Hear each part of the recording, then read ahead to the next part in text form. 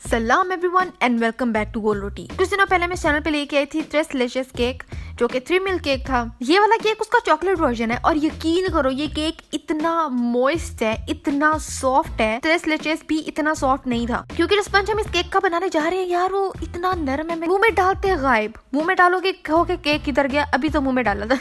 इतना मॉइस्ट है ये केक। और फिर अगेन ये रेसिपी मेरी नहीं है, ये रेसिपी जिसकी है उसका ओरिजिनल लिंक मैं डिस्क्रिप्शन में डाल दूंगी। शुरू करते हैं जी। एक पैन में लेना है 3 टेबलस्पून मक्खन, उसको पिघला लेना है इसी पैन के अंदर। मेल्ट करने के बाद इसको झूले माइयाँ देनी है, गोल गोल चक्कर देने हैं ताकि जो मक्खन है वो पैन को बहुत अच्छे से कोट कर ले।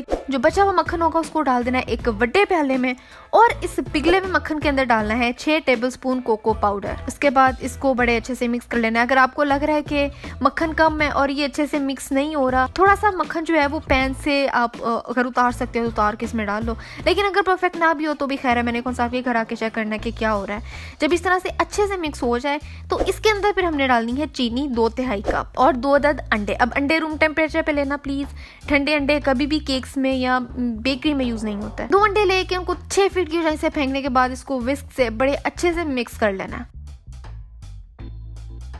फिर इसके अंदर डालने अपने ड्राई इंग्रेडिएंट्स जो के हैं आधा कप मैदा, जी सिर्फ आधा कप मैदा और आधी teaspoon baking soda. Baking soda use करना है, बेकिंग पाउडर यूज नहीं करना, समझ आई है। और आधा कप इसमें जाएगा दूध। बस जी ये आपके सारे इंग्रेडिएंट्स हैं। इसको आपने बड़े पोले हाथों से मिक्स कर लेना है। सिर्फ उतना ही मिक्स करना है कि आपको जो है वो ड्राई इंग्रेडिएंट मैदा शिदा नजर आना बंद हो जाए। अगर ओवर मिक्स कर दोगे तो फिर मेरा नहीं ख्याल कि केक बनेगा, फिर मुझे लगता है ब्रेड ही बनेगी, फिर वो ना अंडा डाल के खाना उसके अंदर।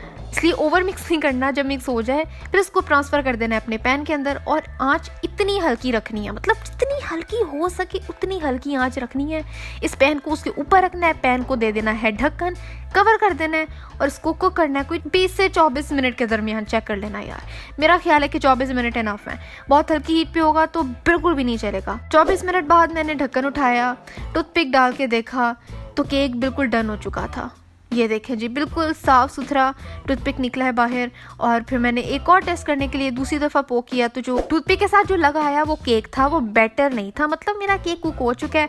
मैंने इसको निकाला, इसको मैंने ठंडा किया, फिर स्पैचुला से मैंने मेक श्योर किया कि ये चिपक तो नहीं गया, क्योंकि अगर ये चिपक जाए ना तो बहुत बुरी बिस्ती ख़राब होगी कैमरे के सामने। केक जो है वो जला हुआ नहीं है। और ये देखे जी इतना खूबसूरत हसीन चॉकलेट केक है, लेकिन ज़रा सा भी कहीं से जला हुआ नहीं है। इसको मैंने अपसाइड डाउन रख दिया अपनी सर्विंग डिश पे। फिर उसके बाद लेना है चॉकलेट मिल्क 150 ml। अगर चॉकलेट मिल्क नहीं है तो आप बिल्कुल सादा दूध भी यूज कर सकते हो, कोई मसला नहीं है, पर चॉकलेट मिल्क से जरा टेस्ट और चॉकलेट ही आ जाता है। अगर हाँ इसकी जगह आप चॉकलेट मिल्क में या सादे मिल्क में थोड़ी सी कॉफी डाल लो ना, हाँ यार ये तो आइडिया मुझे अभी आया है, थोड़ी सी कॉफी डाल के कॉफ़ी वाला दूध अगर इसके ऊपर डालो तो ओहो यार, चॉकलेट और coffee match made in heaven.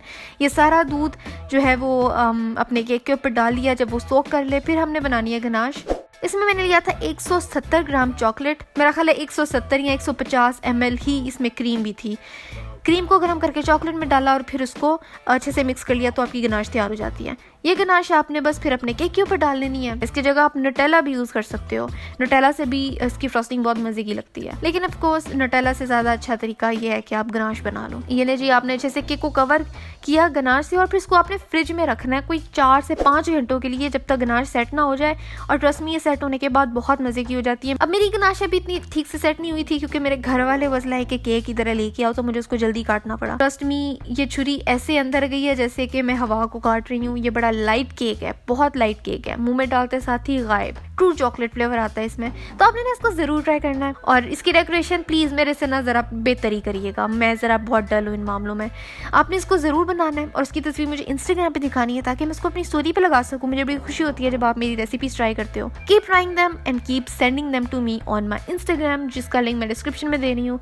और आज के लिए बस इतना ही था। मेरी लास्ट वीडियो ये रही, यहाँ देखो सब्सक्राइब यहाँ करो, मेरा पहला चैनल सनस बकेट, इसको भी सब्सक्राइब करो। अगली रेसिपी कौन सी होनी चाहिए मुझे बताओ और मैं मिलती हूँ आपसे अगली वीडियो में एक नई रेसिपी के साथ।